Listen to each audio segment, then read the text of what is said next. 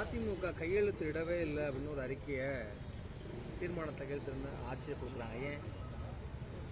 அதுதான் ஒரு சூழ்ச்சி. அவங்க பழியாயிட்டாங்க. ஏதோ ஒரு அதிமுக மீது ஒரு பழி சுமத்த வேண்டிய. நாங்கள் இந்த சூழ்நிலையில் எந்த ஜாதி மதத்துக்கு கட்டுப்பாடு இல்லை, இது கட்டுப்படாமல் நாங்கள் ஒரு நல்ல சூழ்நிலை உருவாகும் என்பதற்காக அமைதியை பின்பற்றி வருகிற சூழ்நிலையில் எங்களுடைய அமைதியை சீர்குலைக்க வேண்டும் என்ற சூழ்நிலையில் மாவட்ட ஆட்சித்தலைவர் இது போன்ற அறிக்கையினை வெளியிட்டிருக்கிறார். இதற்கு சில பேர் துணை போயிருக்கிறார்கள்.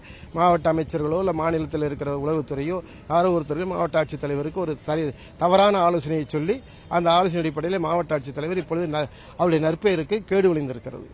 ஒரு சென்சிட்டிவான விஷயத்துல இப்படி கலெக்டரை இன்ஃப்ளூயன்ஸ் பண்ணி ஒன்று பண்ணிட முடியுமா? இல்லை ப்ரூஃப் இல்லாமல் ஒன்று பண்ண முடியாது? இல்லை ஆதாரம் இல்லாமல்? இல்லை, ஆதாரம் தான் நாங்கள் கேட்டோம். ஏதாவது ஆதாரம் இருந்தால் ஆதாரம் தரக்கு பார்க்குறேன்னு சொல்கிறாங்களே தவிர ஆதாரத்துக்கு தேட வேண்டிய அவசியம் இல்லை. இது பெரிய இந்த சிபிசிஐடிக்கு போக வேண்டிய அவசியம் இல்லை. சிபிஐக்கோ சிபிசிஐடி பண்ண உடனடியாக ஆர்டிஓ ஆஃபீஸில் கேட்டால் தெரிய போகுது, மீட்டிங் கலந்துக்கிட்டா தெரிய போகுது, கூட இருந்த 11 பேர் மற்ற கட்சிக்காரங்கள்ட்ட கேட்டால் தெரிஞ்சு போகுது. இதில் அதிமுக கலந்துச்சா கலக்கலைன்னா அவங்களே சொல்கிறாங்க. சிபிஎம் ராஜேந்திரன் தான் கூப்பிட்டாரு, அவர் தான் ஆர்கனைஸ் பண்ணாருன்னு சொல்கிறாங்க.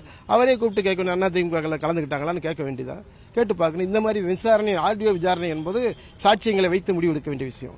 ஆர்டிஓ விசாரணை கூட போடுங்க, இது கலந்துக்கிட்டாங்க கலங்கலான்னு ஆர்டிஓ விசாரணை கூட போடட்டும், யார் கலந்துக்கிட்டான்னு சொல்லட்டும்.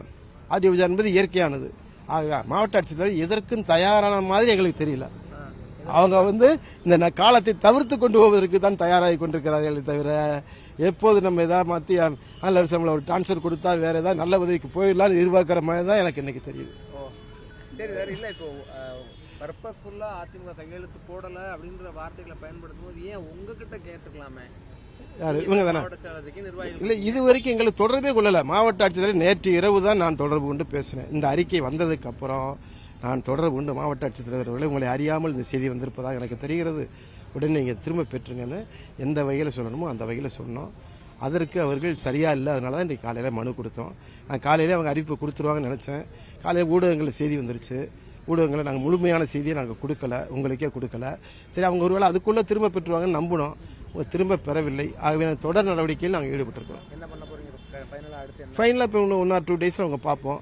இவங்க பண்ணல, இதுதான் அவங்க முடிவு எடுத்துட்டாங்கன்னா அடுத்த நீதிமன்றத்துக்கு நாங்கள் போவதற்கு தயாராக இருக்கிறோம். ஏன்னா வேறு வழி கிடையாது. அடுத்து நீதித்துறை தான், நம்ம நிர்வாகத்துறைக்கு அடுத்து நீதித்துறை தான். நீதித்துறை அணுகுவதற்கு நாங்கள் தயாராக இருக்கிறோம். அதிமுகவை திமுக நேரடியாக திட்டலாம், பல்வேறு பிரச்சனைகள் இருக்கு. இதுல ஏன் உங்களை வச்சு அவங்க கேம் ஆட போறாங்க? திமுகவுடைய சூழ்ச்சி அதுதான். திமுகவுடைய சூழ்ச்சி இன்றைக்கு நேற்றல்ல, அவங்க அப்பா காலத்திலிருந்து என்ன இதே சூழ்நிலை. அதிமுகவை எப்படி இது ஒன்று நினைச்சிட்டு இருப்பாங்களே தவிர எந்த வகையில் அவங்கள பழி வாங்குவது எப்படி இது பண்ணுவது நினைச்சிட்டு இருப்பாங்களே தவிர அவங்க நேர் வழியில் மோதினதாக வரலாறு இல்லை. சாதாரணமாக எந்த வழிக்கும் என்னைக்கும் எங்களோட அதிமுக நேரம் மோதவும் மாட்டாங்க. பல சூழ்ச்சிகளை உதாரணமாக காமிக்க முடியும்.